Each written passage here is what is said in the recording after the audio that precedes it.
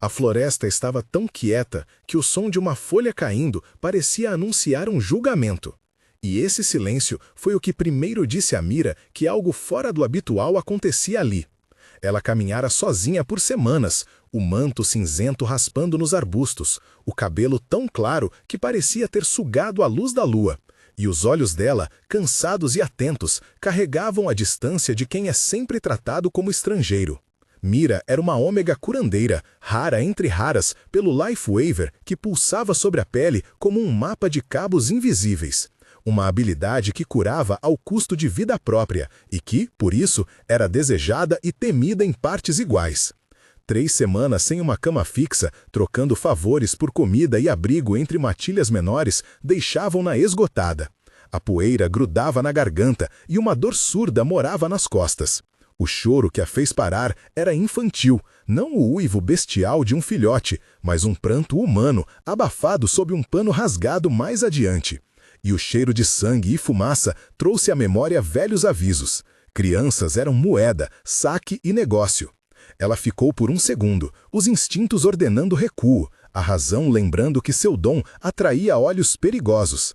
Ainda assim, algo na fraqueza daquele som atravessou a couraça que ela aprendeu a construir. Seguiu o ruído até uma clareira onde 12 betas a rodeavam, sombras em forma humana, risos curtos e olhares que mediam o valor de uma presa.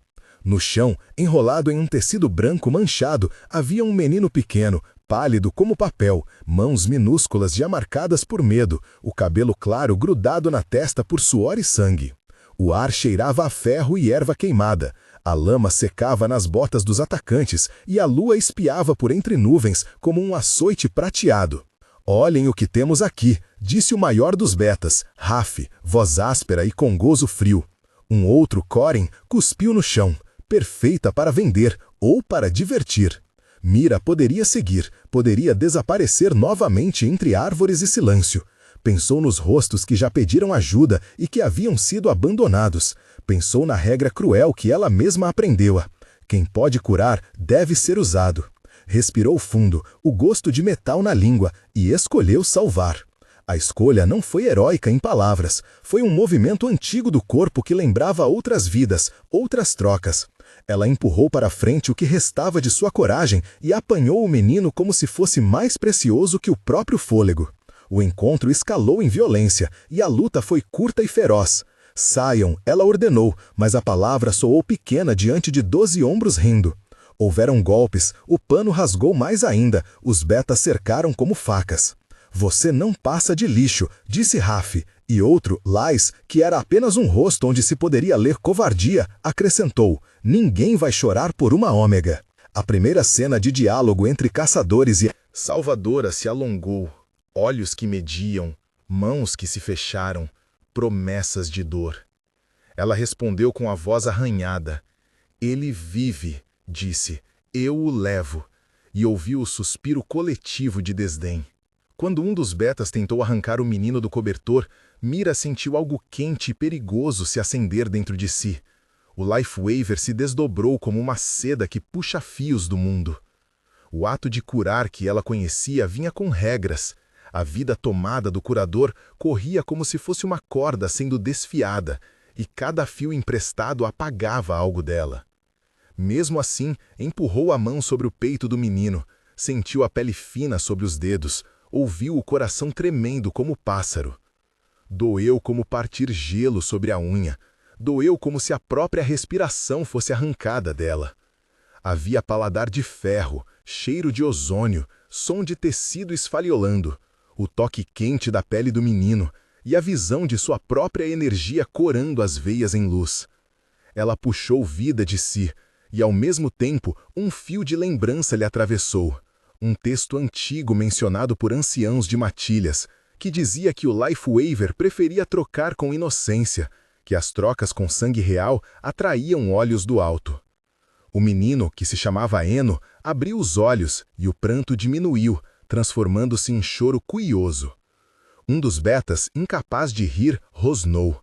As sombras ao redor se moveram como se uma corrente de vento tivesse invadido a clareira. E então veio o uivo, como um selo partido na noite, um chamado que não era apenas animal, mas político, ritual e antigo. As ramas se agitaram e dele saiu uma figura grande, cabelos como noite, o corpo que se transformou de sombra a pelagem e depois a homem novamente, um alfa que levou a mão ao peito sem perceber. Ele tinha olhos que feriam e corações de ferro, mas naquela clareira havia algo diferente, reconhecimento. «Quem ousou tocar minha estrada?» perguntou a voz que já ditava matilhas. E o diálogo entre Mira e o alfa que chegou foi tenso e cheio de 12 trocas, onde cada palavra tinha sal e fúria e promessa. «Ela curou», disse Rafi. «Ela roubou de si». «Ela salvou uma vida», replicou a voz do grande homem sem medo. E Mira, exausta e pálida, só conseguiu responder com um fio de voz. «Eu não quis nada além de impedir a morte». O alfa, cujo nome seria depois revelado como Edran, não agiu como rei em primeiro instante, mas como guardião, e sua mão tocou o menino de forma breve e protetora. «Este garoto tem sangue real», murmurou uma das vozes ao redor, e o ar se encheu de um novo cheiro, medo misturado com ambição. As consequências políticas começaram ali, naquele instante em que uma escolha privativa de recompensa virou notícia entre matilhas e palácios. Enquanto arrumavam a clareira, os 12 betas recuaram, um a um, nomes murmurados: Raf, Corin, Lais, Beren, Cel, Tarek, Nala mesmo, entre eles, figuras. Menores cuja bondade fora substituída por cansaço e cobiça. E embora alguns sussurrassem promessa de vingança, ninguém parou o alfa. A noite fechou-se com o menino nos braços de Mira e um novo peso sobre suas costas. Ela não havia apenas curado uma vida, havia exposto-se como curadora do Life Waver, uma marca que quase garantia que o palácio ouviria. Após a clareira, a chegada ao palácio foi um contraste sensorial que rasgou o choque. Pedra fria, tochas queimando com um cheiro de gordura e ervas, guardas que batiam as botas e olhavam como se olhassem para um animal raro. O alfa trouxe-os em silêncio, e as primeiras interações com os healers foram longas e cheias de termos técnicos, debates sobre riscos e 12 trocas cheias de tensão entre Mira e o corpo médico do palácio, liderado pelo alto curandeiro Seno. «Ela usou o Life Waver», disse Seno, letra arrastada. «Isso muda o tratamento». «Ela quase se apagou», respondeu Mira, e os diálogos escalaram entre acusação e agradecimento. Nomearam também a aprendiz Lais, que se mostrou curiosa em relação à técnica. Havia Mayra, a bibliotecária que trouxe textos de cantos esquecidos. Corin foi citado de novo, como guarda menor que preferira observar. Guard Captain Tarek tomou nota do lugar de Mira na história, em silêncio sombrio. Numa sequência de trocas que somaram 12 falas cheias de microgestos, pulsações e reações físicas, decidiram que ela deveria ficar sob observação, enquanto o herdeiro Eno era isolado, protegido e apresentado a regras da corte com a voz seca de quem descrevia destino. Nos dias seguintes veio a recuperação, lenta e tensa. As manhãs cheiravam a chá de raízes e vinagre, os corredores do palácio rangiam como velhos ossos, e Eno, com os olhos tão grandes, agarrava os dedos de Mira como se os dedos fossem âncoras.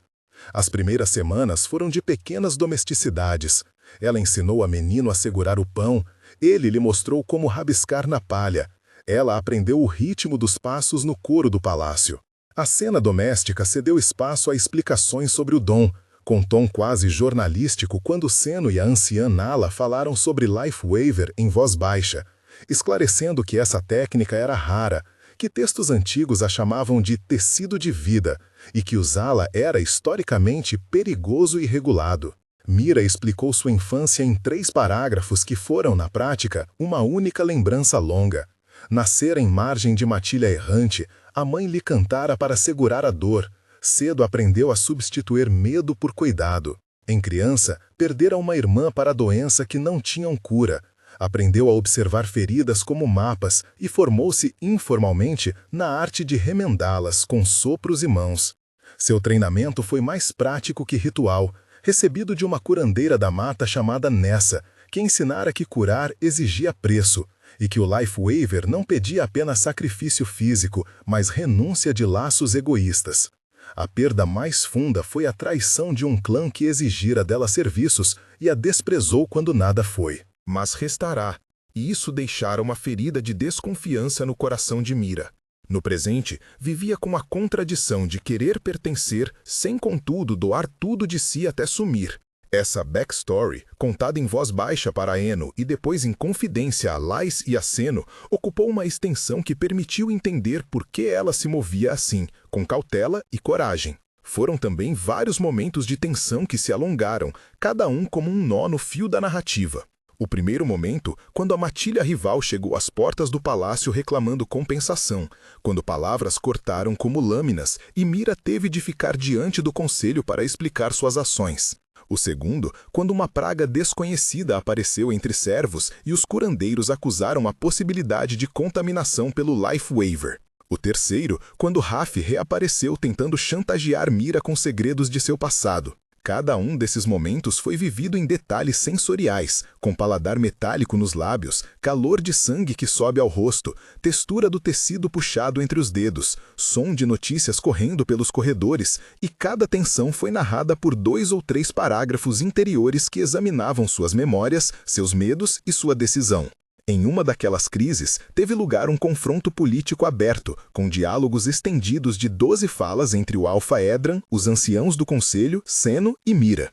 Palavras como sagrado, sacrifício, proteção foram repetidas como refrão, e pequenas ações físicas pontilharam as falas. Um aperto no pulso aqui, um olhar que desviou ali, respirações pesadas que falaram quase tanto quanto as palavras. Ao mesmo tempo, surgiram apoiadores. Maíra, a bibliotecária que trouxe textos curativos esquecidos. Lais, a aprendiz que assistira fascinada. Guard Captain Tarek, que começou a entender que dívida e gratidão nem sempre são a mesma coisa. E até o príncipe Edran, cuja vulnerabilidade se mostrava nas noites em que vinha ver o menino dormir e encontrava Mira ainda acordada. Os antagonistas, entre eles Raf, tentavam minar sua reputação com fofocas e acusações, e um momento de tensão de meia hora parecia eterno, com Mira lembrando da irmã perdida e perguntando-se se o preço pago iria finalmente valer a pena. O treinamento que se seguiu teve o tom de um tratado antigo e de uma aula íntima. Sessões diárias onde Seno e Mira explicaram o Lifewaver,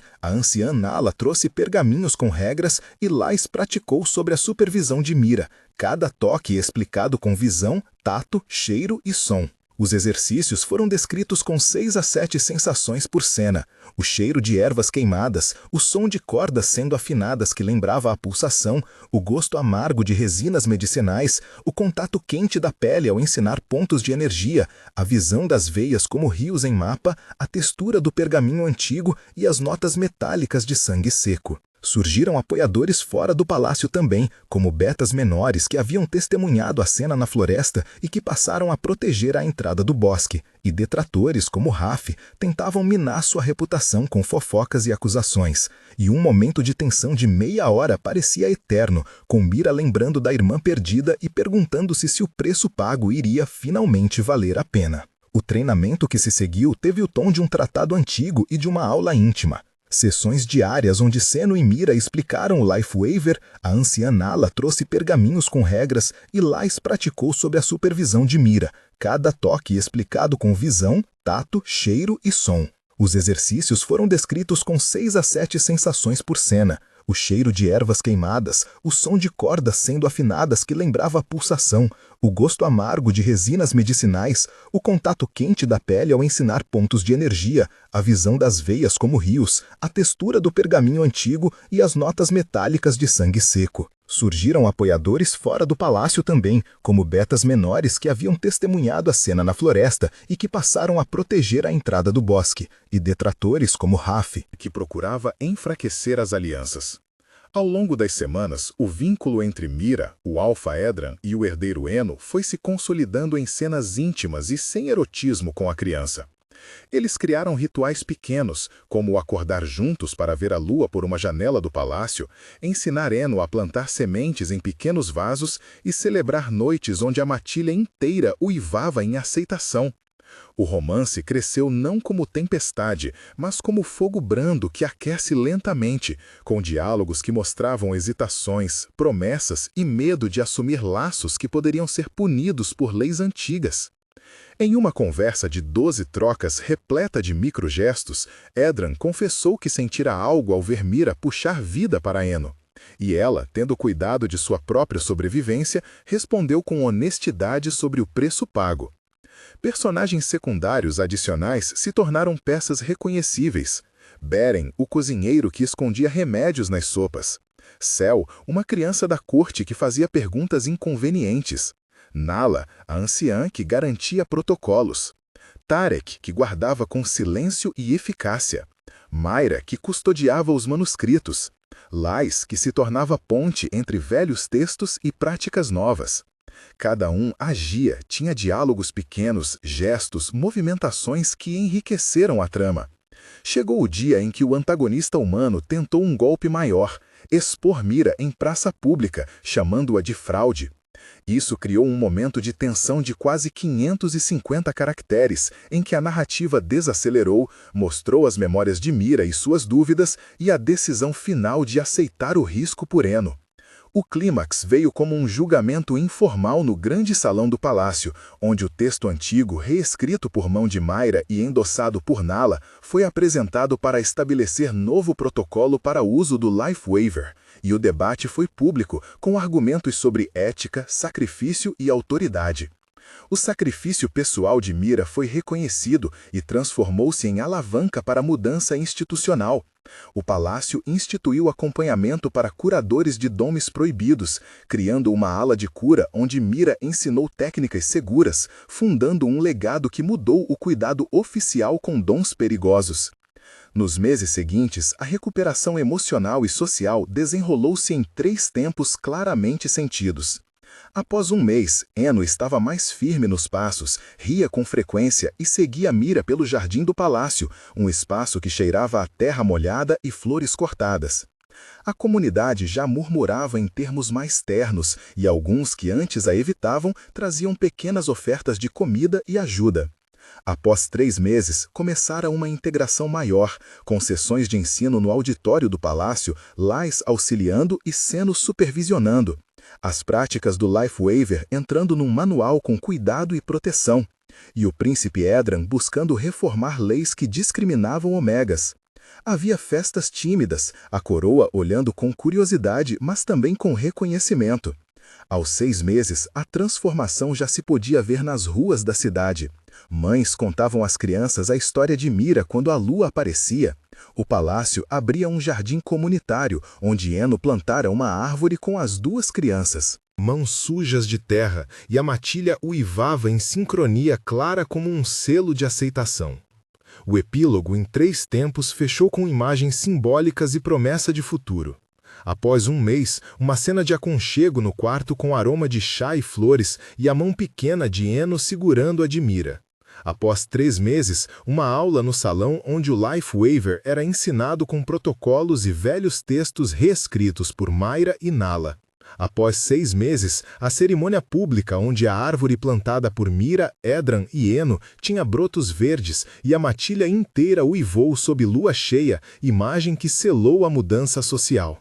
A narrativa terminava com a recapitulação íntima do que fora perdido e ganho.